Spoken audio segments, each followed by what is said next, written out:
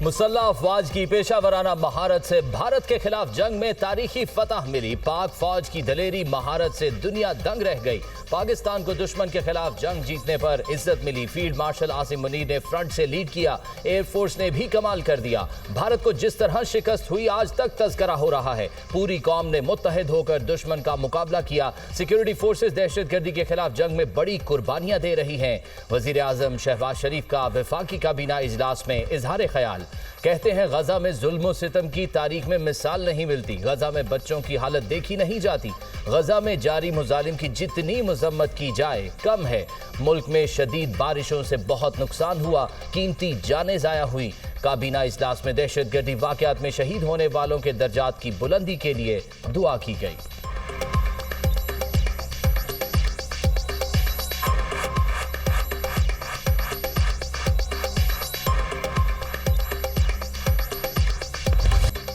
मोदी की दोगली पॉलिसी भारत को बड़ा धचका। अमेरिकी सदर का भारत पर टैरिफ आयद करने का ऐलान। डोनाल्ड ट्रंप का कहना है 1 अगस्त से भारत को 25% टैरिफ देना होगा।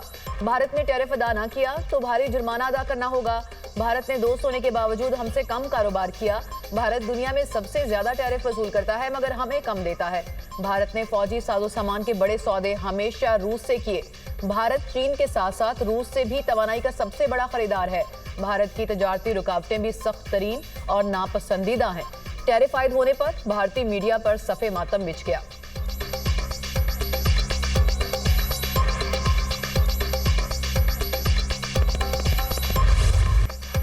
भारत मार्का हक में शिकस्त के बाद अपनी मजमूम साजिशों के लिए प्रॉक्सी वॉर को बढ़ा रहा है। फितनाल खवारिज और फितनाल हिंदुस्तान भारत की पाकिस्तान के खिलाफ हाइब्रिड वॉर के मोहरे हैं।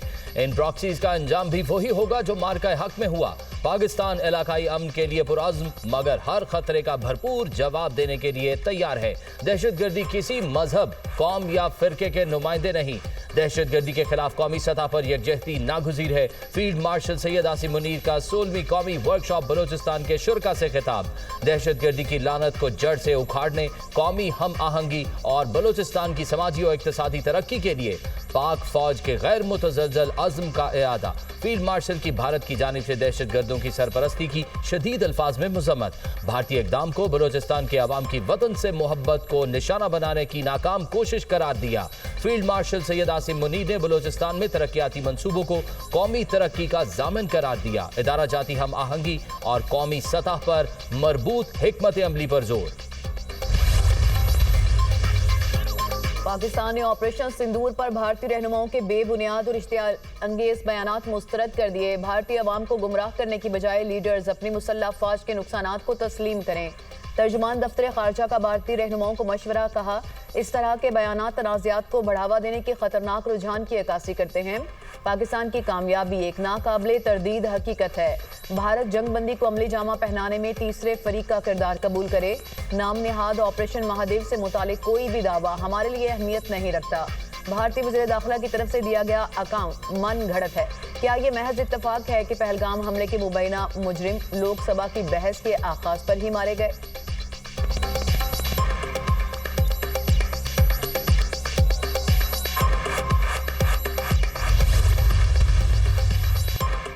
नरेंद्र मोदी की लोकसभा में तकरीर झूठ का पलंदा करार। मोदी की तकरीर भारतीय अवाम, मीडिया और ऑपोजिशन ने मुस्तरद कर दी। पाकिस्तान के मार्का हक ने भारत का चेहरा बेनकाब कर दिया है। मोदी की 2 घंटे तवील तकरीर नई उलझनों और सवालात को जन्म दे रही है। झूठ का चाय खाना ज्यादा देर नहीं चलता। सेनेटर इरफान सदीकी का सोशल मीडिया एक्स पर भारतीय बयानिए को करारा जवाब।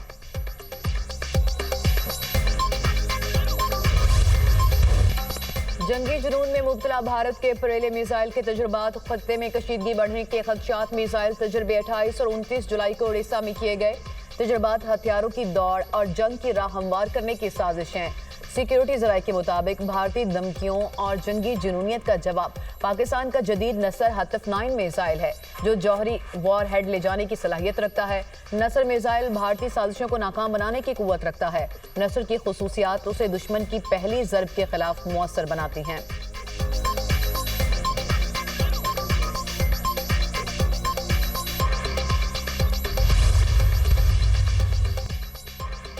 वजीर आजम की जेर सदारत वफाकी काबीना का इजलास, मुल्की मुआशी और सियासी सूरत हाल का जायजा।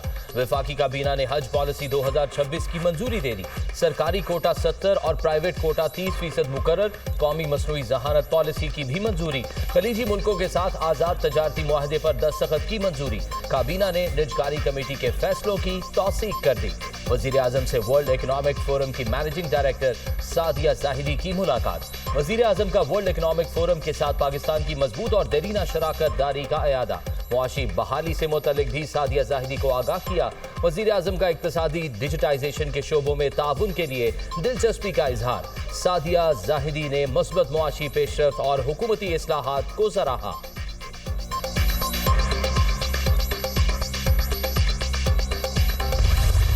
शरह सूद अगले 2 माह के लिए 11% पर बरकरार। गवर्नर स्टेट बैंक ने मॉनेटरी पॉलिसी का ऐलान कर दिया।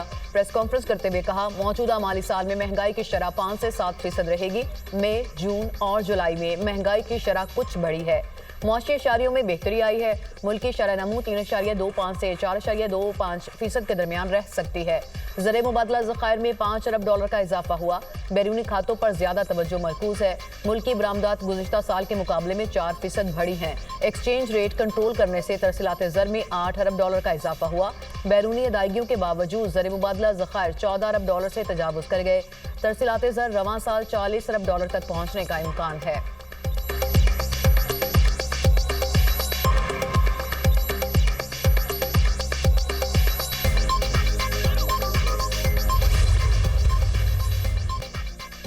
पाकिस्तानी मईशत की शरह नमू हुकूमती हदफ से कम रहने का इम्कान। IMF की पाकिस्तान की मुआशी शरह नमू 3.6% रहने की पेशगोई। वर्ल्ड इकोनॉमिक आउटलुक रिपोर्ट जारी। रवा माली साल के लिए ग्रोथ का हुकूमती हदफ 4.2% मुकर्रर। साल 2026 में आलमी सतह पर महंगाई 3.6% तक रहने का इम्कान। आलमी इक्तसादी मंजरनामे को बदस्तूर मुआशी खतरात लाहक हैं। गैर यकीनी सूरत हाल आलमी माली हालात के लिए खतरा बन सकती हैं। आलमी सतह पर अदम इस्तेहकाम से मईशत मुतासिर हो सकती हैं। अमरीकी तजारती मुज़ाकरात कामयाब रहे तो तरक्की की रफ्तार बेहतर होने का इम्कान है। दुश्मन मुल्क नहीं चाहते पाकिस्तान में अमन हो। दहशतगर्दी के ताने बाने दुश्मन मुल्कों से मिलते हैं। तरक्की की राह में बड़ी रुकावट दहशतगर्दी है। हुकूमत, अवाम और इदारों ने मिलकर अमन कायम करना है। हम दहशतगर्दी का खात्मा चाहते हैं। बदकिस्मती से जम इस्लाम में अमन कायम नहीं हो सका। खैबर, बाजोड़ और वज़ीरिस्तान में बदअमनी अफसोसनाक है। अमन दुश्मनों के खिलाफ ऑपरेशन अवाम को एतमाद में लेकर किया जाए।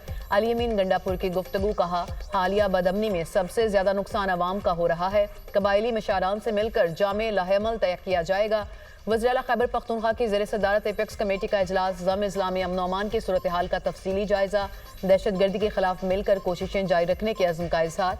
अली अमीन गंडापुर ने 2 और 4 अगस्त को मुशावरत के लिए अहम जिरगे तलब कर लिए।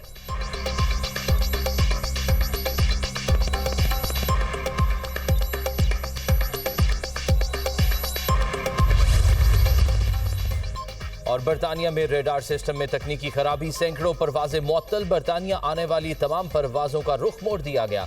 उड़ान भरने वाली परवाजें रोक दी। रेडार सिस्टम बहाल कर दिया गया। तकरीबन 20 मिनट बंद रहा। मानसून बारिशों का एक और तूफानी स्पेल। एबटाबाद समेत दीगर इस्लाम में बादल बरस पड़े। मुतादिद शाहराहों पर लैंड स्लाइडिंग। शक्करगढ़ में तूफानी बारिश। नालाबई में सैलाबी सूरत हाल। दर्जनों घर ज़ेरे आब आ गए।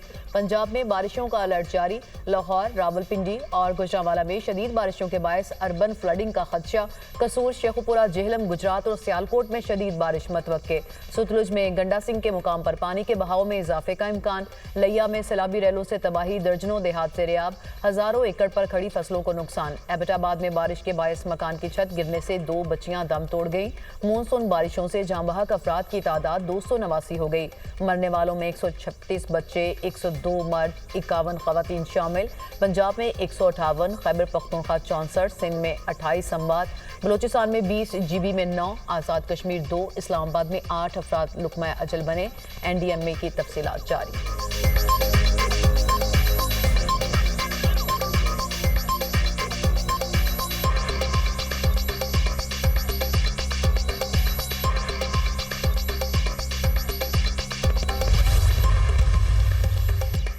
हसन अब्दाल के बरसाती नाले में गाड़ी बेकाबू होकर गिर गई। 4 खवातीन डूबकर जान बहक। लाशें निकाल ली गईं। एक बच्चे की तलाश जारी। हादसे में 5 अफराद को रेस्क्यू कर लिया गया। मुतासरा खानदान वाह कैंट का रिहायशी है। रेस्क्यू हुकाम।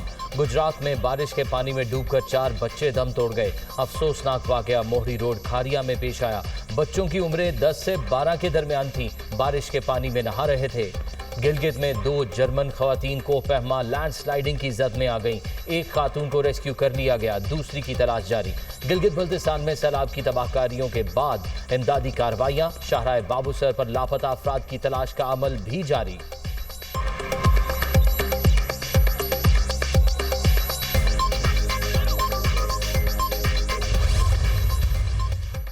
सरकारी हज स्कीम के तहत 4 अगस्त से दरख्वास्तों की वसूली शुरू हो जाएगी। सरकारी हज स्कीम के तहत 1,19,210 का कोटा है। 12 साल से कम उम्र बच्चों को इस साल हज की इजाजत नहीं होगी। सरकारी हज का तखमीना 11.5 से 12.5 लाख के दरमियान होगा। हज अखराजात 2 साथ में अदा किए जा सकेंगे। हज की अदायगी के लिए सऊदी अरब से मंजूर वैक्सीन लगवाना लाजिम होगी। वफाकी वजीर सरदार मोहम्मद यूसुफ की न्यूज़ कॉन्फ्रेंस। कहा, आज़मीन को हज से मुतालिक मुकम्मल तरबियत फ्राहम की जाएगी। आज़मीन की खिदमत के लिए खुसूसी टीमें तश्कील दी जाएंगी।